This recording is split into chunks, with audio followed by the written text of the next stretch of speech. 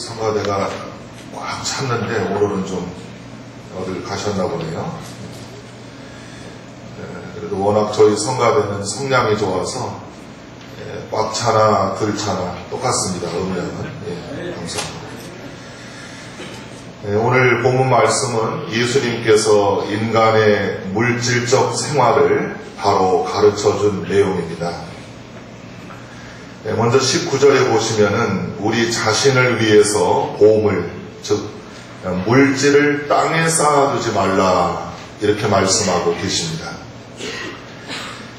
예수를 믿는 사람들도 물질을 모아야 합니다. 돈은 그 자체가 악한 것이 아니기 때문입니다. 돈은 육신 생활에 필수적입니다. 하나님께서 만물을 창조하신 다음 보시기에 좋았다 그렇게 말씀하셨습니다. 사람은 이 세상에서 살아가는 동안 물질과의 관계를 끊을 수가 없습니다. 물질이 분명히 필요하죠. 그래서 돈을 모아야 하고 물질을 모으는 노력이 죄는 아니다 하는 것입니다. 그런데 물질을 모으는 데는 방법이 몇 가지가 있습니다. 부정한 방법이 있고 정당한 방법이 있습니다. 만일 부정한 방법으로 물질을 모은다면 그것은 죄가 됩니다. 또 물질을 부당하게 쓴다면 그것 역시 죄가 되는 것입니다. 전도서 5장 19절에 어떤 사람에게든지 하나님이 재물과 부요를 주시는데 그것은 하나님의 선물이다 이렇게 말씀하고 계십니다. 여러분, 하나님은 물질과 그리고 부요함을 주십니다. 그것은 하나님의 선물이라고 하는 것입니다. 그러므로 성도들은 열심히 노력해서 정당한 방법으로 하나님이 축복해 주시는 물질을 많이 모아야 합니다. 그 다음 우리가 생각해야 될 것은 모은 물질을 어떻게 사용하느냐에 관한 문제입니다. 예수님께서 오늘 본문에 물질의 사용 방법을 두 가지로 말씀하고 계십니다. 첫째는 보물을 땅에 쌓아두지 말라 하셨고요. 두 번째는 하늘에 쌓아두라 이렇게 말씀하십니다. 그 이유는 물질을 땅에 쌓아두면 좀과 동록이 해하며 도둑이 구멍을 뚫고 도둑질하기 때문이다 그랬습니다. 즉 영구성이 없다는 것입니다. 우리의 의지와는 아무 상관이 없이 미국에서 두바이에서 최근에는 중국 위안화가 가치가 올라가서 이런 문제들이 생기면은 우리가 가지고 있는 물질 자체가 없어지기도 하고 또 사라지기도 합니다. 제가 아는 어떤 분은 갑자기 사기를 당해서 그냥 졸지에 써보지도 못하고 8억 원을 허무하게 없앴다 하는 그런 이야기를 들었고요. 또 어떤 분은 땅값이 올라가지고서 수백억 대에 재벌이 됐는데 제대로 써보지도 못하고 갑자기 심장마비로 세상을 떠났다는 그런 이야기도 들었습니다. 지상에는 물질을 안전하게 보관해둘 장소가 없습니다. 은행마다 펀드니 여러 가지 그 금융 상품을 내걸고 안전하다고 보장하지만은 여러분 그거 믿지 마십시오. 이 땅에는 우리가 가지고 있는 물질을 안전하게 저장하고 보관해둘 장소가 없습니다. 예수님은 우리 자신을 위해서 물질을 이 세상에 쌓아두지 말고 천국에 쌓아두라 이렇게 말씀하고 계십니다. 자, 그 뜻이 뭘까요? 물질을 선한 일에 사용하라 하는 그런 뜻입니다. 톨스토이가 이런 말을 남겼습니다. 재산은 분뇨, 즉 오물과 같아서 쌓아놓으면 악취를 풍기지만 넓게 뿌려졌을 때에는 땅을 기름지게 한다 그랬습니다.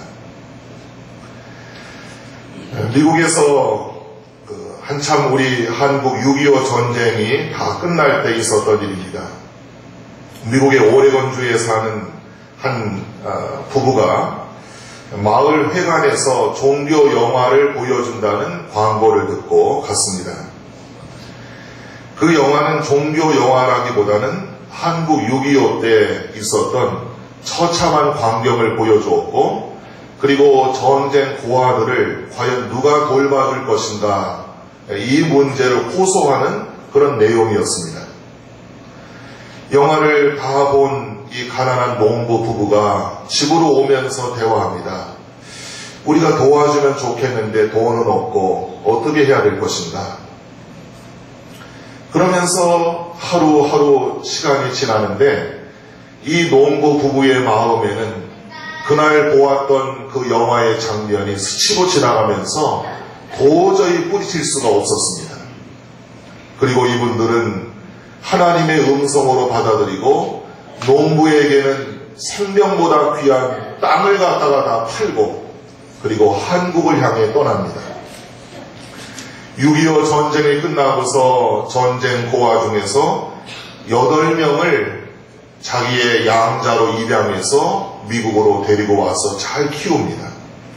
이 사실이 미국 전역에 발표가 되었고 신문과 방송에 광고가 나갑니다. 여기저기서 개인과 단체에서 도와준다고 소식이 옵니다. 결국 이 농부 부부는 재단을 설립했고 그것이 지금 유명한 아동복지단체 홀트 재단입니다. 이분이 바로 해리 홀트 씨였습니다. 여러분, 가지고 있는 이들에게 가장 귀한 전 재산, 땅을 팔아서 하나님 앞에 가장 귀한 일에 썼더니 하나님이 영광을 크게 받으신 것입니다.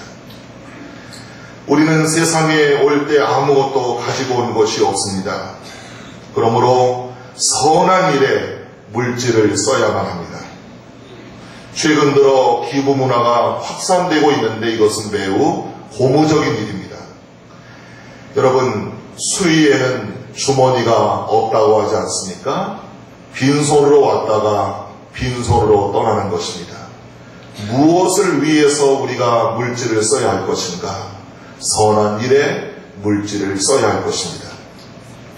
두 번째, 물질을 천국에 쌓아두라고 하는 뜻은 복음 전파, 선교사업, 영혼 구원을 위해서 물질을 쓰라는 그런 뜻입니다. 군부대 선교, 경찰 선교, 직장 선교, 학교 선교, 장애인 교도소, 문서 선교, 방송 선교, 해외 병원, 고아원, 양로원 선교, 노숙자 선교, 북한 선교, 탈북자 선교, 외국인 선교, 그리고 미자립교회 선교 등등 우리가 하나님 앞에 드리는 선교 물질을 가지고 해야 할 일들이 너무나 많이 있습니다. 또한 교회를 세우고 교육관을 세우고 개척교회를 세우는 일에 물질을 쓰는 것도 보물을 하늘에 쌓아두는 것입니다. 11조 헌금을 드리고 감사 헌금을 드리고 그 밖에 여러 가지 목적을 가지고 하나님께 헌금하는 것도 보물을 하늘에 쌓아두는 일입니다. 예수님이 하신 유명한 말씀이 있죠.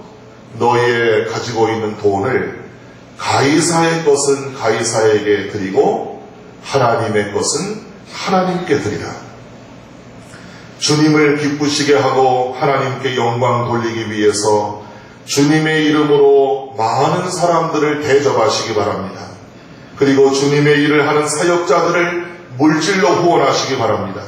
가치 있는 봉사를 위해 물질을 사용하는 건 모두 하늘에 보물을 쌓아두는 일입니다. 돈을 아무리 많이 모았어도 바로 사용하지 못한다면 아무 소용이 없습니다. 물질을 바로 사용할 때 그 사람은 하나님께 칭찬을 받을 것이고 많은 사람들에게 존경을 받게 될 것입니다. 그 다음 우리가 21절을 보시면 보물이 있는 그곳에 우리의 마음이 있다 말씀하셨습니다. 돈을 몸에 지니고 있으면은 마음도 눈도 손도 자꾸 돈이 있는 곳에 갑니다. 여러분, 지금 지갑에 주머니에 돈이 얼마나 있으십니까? 10,000원, 50,000원, 100,000원, 액수가 다 틀릴 것입니다. 만약에 여러분 거금 한 100만 원이 있다고 쳐봅시다. 그러면 아마 지금 예배를 드리는 게 힘들 것입니다. 손이 자꾸 거기가 있고 이 돈 누가 안 가져가나, 돈 없어지지 않나. 교인들 중에는 마음의 감동을 받아서 교회에다가 헌금을 하고 성구를, 물건을 바치는 분들이 계십니다. 그분들은 교회에 오면은 내가 바친 물건이 그대로 잘 있나 항상 관심이 많습니다. 교인들 가운데는 감사하게도 목사에게 선물을 하는데, 뭐 예를 들어 넥타이를 하면은 우리 목사님이 오늘 그 넥타이를 맸나 안 맸나 항상 거기에 관심이 많습니다. 여러분, 물질이 있는 그곳에 우리의 마음이 따라가기 때문입니다. 만약에 우리가 눈에 보이는 물건에다가 물질을 많이 쓰면은 거기에 애착이 가게 되고 땅의 일에 몰두하게 됩니다. 그러면 자연히 믿음이 사라지고 세상과 점점 가까워지게 됩니다. 그러나 반대로 보물을 하늘에 열심히 쌓아두면 마음이 천국에 가게 되고 우리의 마음이 하나님께 향하게 됩니다. 그리고 그분은 계속해서 하나님이 기뻐하는 일을 많이 하게 되고 믿음이 자라고 신앙생활에 열심을 내게 되는 것입니다. 롯의 아내처럼 물질에 탐욕이 생겨서 우리의 눈이 영적으로 어두워지지 않도록 조심해야 합니다. 하나님 중심으로 물질을 사용해야 합니다. 예수님이 비유하신 내용 중에 아주 참 재미있는 그런 내용이 있습니다. 낙타가 바늘 구멍으로 나가는 것보다 부자가 천국에 들어가는 게 더 어렵다. 둘 다 여러분 참 어려운 이야기입니다. 낙타가 바늘 구멍으로 어떻게 빠져나갑니까? 그 어려운 것, 그것보다도 더 어려운 게 있는데 물질을 하나님처럼 섬기는, 어떻게 보면은 물질을 하나님보다 더 의지하고 살아가는 그 사람들은 천국에 들어가는 게 거의 불가능하다 하는 것입니다. 예수께서 팔복 가운데 제일 먼저 마태복음 5장 3절에 마음이 가난해야 천국을 소유한다 그랬습니다. 현대인들은 너무나 마음이 부유합니다. 이것도 있고 저것도 있고 너무나 필요 이상의 것들을 많이 가지고 삽니다. 좀 정리하고 처분하고 나누어주고 살아야 되는데 필요 이상의 것들이 너무 많아요. 마음이 가난하고 내 마음속에 오직 예수님, 하나님으로 나는 만족합니다 고백할 때에 비로소 영원한 천국이 우리에게 임한다고 하는 것입니다. 끝으로 24절에 하나님과 물질을 겸하여 섬길 수 없다 예수님이 말씀하셨습니다. 물질도 사람의 마음을 사로잡는 매력이 있습니다. 여러분, 물질이 얼마나 강한 매력이 있는지 아십니까? 그래서 사람들은 물질 가지고 유혹을 받을 때 물질의 노예가 되어버리고 맙니다. 예수님이 40일 금식기도 하셨을 때도 사단은 물질 가지고 예수님을 유혹했습니다. 많은 사람들이 결국 물질 때문에 흔들리다가 마지막은 물질 때문에 망하게 됩니다. 그러므로 성경은 먹을 것과 입을 것이 있으면 만족하라. 부자가 되려고 하는 사람들은 유혹과 올무와 어리석은 욕심에 떨어지게 된다. 파멸과 멸망에 빠지게 된다. 돈을 사랑함이 일만하게 뿌리가 된다고 경고하고 있습니다. 어리석은 부자에 대한 비유를 예수님이 하시면서 그 어리석은 부자가 농사가 잘 돼서 계속 창고를 헐고 확장합니다. 걱정 없다. 이제는 내가 죽을 때까지 다 쓰고도 다 사용하지 못할 정도로 내 창고에는 물질이 가득하다. 곡식이 가득하다. 그러면서 축제의 잔을 듭니다. 그때 예수님 말씀하십니다. 어리석은 자여, 오늘 밤 내 영혼을 도로 찾으리니 그러면 내가 예비한 것이 누구의 것이 되겠느냐? 어리석은 일입니다. 내일 일을 모르는 안개 같은 인생을 사는 우리들이 우리가 조금 가지고 있는 명예와 지식과 건강과 물질이 있다 그래서 거기에 마음을 빼앗기고 마음 든든해하고 하나님과의 관계는 신경을 쓰지 않고 영적인 일에는 무관심하면서 하나님 나라 가는 일에는 전혀 게으르면서 오직 물질, 오직 돈, 세상의 물질을 쌓아놓은 일에 급급하다면 이 어찌 어리석은 사람이 아니겠습니까? 사도 바울은 예수님을 만나고 나서 고백합니다. 내가 전에는 모든 것이 있었지만은 예수님을 만나고 난 다음에 나는 분토와 같이 다 버렸노라. 왜냐하면은 내 주 예수 그리스도를 아는 지식이 가장 고상하기 때문이다. 사마리아 여인은 결혼을 몇 번 할 정도로 방황하고 목말라 했던 여인입니다.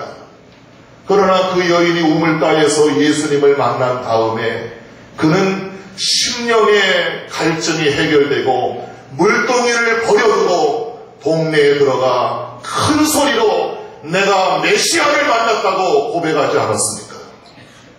아직도 예수를 믿으면서 물동이를 가지고 목이 말라서 목말라 하는 사람들이 얼마나 많습니까? 아니 그게 바로 저와 여러분들의 모습은 아닌지요. 물동이를 버려두고 생수의 근원 되시는 예수 그리스도로 만져가고 예수님을 위해서 살아가는 헌신하는 사람들이 되어야 할 것입니다. 하나님 외에는 주인이 없습니다. 내 모든 것의 주인은 하나님이라고 날마다 고백하시기를 바랍니다. 제가 살면서 가장 감사하고 내 자신에게 축하하는 일이 있어요. 26살 때 첫 목회를 시작하면서 23살에 신학교를 들어가면서 하나님 앞에 내 가장 귀한 젊음을 하나님 앞에 헌신했던 그 일이 저는 가장 귀한 일이라고 늘 제 자신에게 축하를 합니다. 하나님을 위해서 내 가장 귀한 인생을 바쳤기 때문에 하나님이 제 삶을 존귀하게 만들어 주셨습니다. 여러분, 물질의 종이 되어서는 안 됩니다. 하나님이 우리의 영생이시고 하나님이 우리의 영원한 복이 되십니다. 하나님을 위해서 사시면 하나님 앞에 우리의 가진 모든 것을 드리시면 하나님은 우리에게 필요한 모든 것을 허락하십니다. 무엇을 먹을까 입을까 마실까 염려하지 말라. 모든 게 다 필요한 것을 아시느니라. 너희는 먼저 그의 나라와 그의 의를 구하라. 그리하면 이 모든 걸 너희에게 더하시리라. 하나님은 우리의 영혼만 구원하시는 분이 아니라 우리에게 필요한 육신의 모든 것까지 채워주시는 분이십니다. 어느 교회 남자 교인이 주일 오후 예배가 끝나면은 어김없이 전도지를 들고 길거리에 나가서 전도를 했습니다. 그런데 그날은 비가 옥수같이 와서 그만 노방 전도를 하지 못하고 집에서 쉬고 있었습니다. 11살 난 어린 아들이 아빠에게 아빠 오늘은 왜 전도 안 해? 비가 너무 많이 온다. 그리고 내가 피곤하거든. 아빠 그럼 비 오는 날에는 하나님이 영혼 구원을 안 하시나? 아들이 참 이상한 얘기를 하니까 할 말이 없는 거예요. 비가 오면 사람들이 길거리에 없잖아. 나 좀 피곤하니까 그만 좀 해라. 아들이 참 대단해요. 그러면 아빠, 제가 아빠 대신 전도지를 들고 나가 전도할게요. 너무 기특해서 그래. 전도지를 주고서 내보냈습니다. 조심하고 다 나눠주고 꼭 집으로 빨리 와야 돼. 네. 전도지를 들고 나간 아들이 여기저기 다니면서 정말 그 어린 아이가 전도합니다. 전도지를 나눠줍니다. 사람들이 너무 기특하고 희한해서 전도지를 받았겠죠. 드디어 마지막 한 장이 남았습니다. 이 아이가 어떻게 할까 하다가 제일 가까운 집의 문을 두드렸습니다. 집주인이 나옵니다. 누구세요? 예, 저는 교회 다니는 아이인데요. 이 전도지를 드리기 위해 왔습니다. 여기에는 생명을 얻는 길이 있어요. 너무 놀래가지고 전도지를 받아들고 고맙다 하고 그 집주인이 들어갔습니다. 그 다음 주일날 놀랍게도 그 전도지를 받았던 그 여인이 교회에 출석을 했습니다. 사람들이 어떻게 해서 교회를 나오게 됐냐고 물었는데 그 나이 많은 여인이 이렇게 대답을 합니다. 나는 아들도 잃어버렸고 남편도 잃어버려서 비관하고 살고 있었습니다. 그런데 그날 너무너무 내가 우울하고 힘들어서 내가 이렇게 살면 뭐하나 차라리 죽어야겠다고 목을 맬 준비를 하고 있었습니다. 그날 주일 밤. 그런데 갑자기 문을 두드리는 소리가 났고 그리고 나가보니까 놀랍게 어린 천사 하나가 한 명이 서 있었습니다. 저는 그 순간 하나님이 나를 버리지 않았구나. 이런 마음을 가지고 용기를 내어서 교회를 나오게 되었습니다. 여러분, 하나님 앞에 물질만 드리는 것이 아닙니다. 하나님 앞에 받지 않은 것이 뭐가 있습니까? 우리의 몸도 받았고 건강도 받았고 시간도 받았고 재능도 받았습니다. 하나님이 주셨기 때문에 우리가 다 받아서 지금까지 쓰고 있습니다. 어떻게 사용해야 합니까? 남은 여생, 우리가 지금까지 지나온 우리의 인생은 덮어두고라도 앞으로 우리가 살아가야 할 남은 인생을 어떻게 살다가 가야 되겠습니까?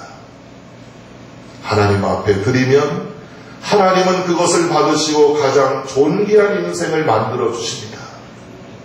하나님을 위해서 모든 걸 구별해서 드리시고 하나님의 영광을 위해서 사시다가 아브라함과 이삭과 야곱에게 주셨던 그 놀라운 축복을 예수 그리스도의 이름으로 받으시는 사랑하는 성도 여러분 되시기를 주의 이름으로 축원합니다. 기도하겠습니다.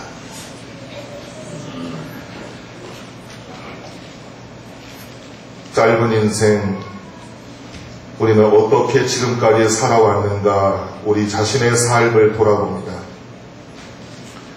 어이없는 일도 많았고 허무한 일도 많았고 쓸데없이 고집부리며 하나님 헛된 인생을 낭비하며 살았던 삶을 고백합니다. 하나님, 이제 우리의 남은 인생을 참으로 우리가 얼마가 남았는지 알 수 없지만 예수님을 위해서 하나님을 위해서 우리의 삶을 구별해서 드리게 하여 주시고 하나님의 영광을 위해서 가치 있게 보람 있게 후회 없이 살아갈 수 있도록 도와주시옵소서. 물질뿐만 아니라 하나님이 원하시는 것은 내 마음을 다하고 목숨을 다하고 뜻을 다하고 성품을 다하여 주 너희 하나님을 사랑하라. 내 이웃을 내 몸과 같이 사랑을 하셨사오니 하나님 앞에 귀하게 다시 한번 헌신하는 복된 저희 모두가 되게 하여 주시옵소서. 예수님의 이름으로 기도하옵나이다. 아멘.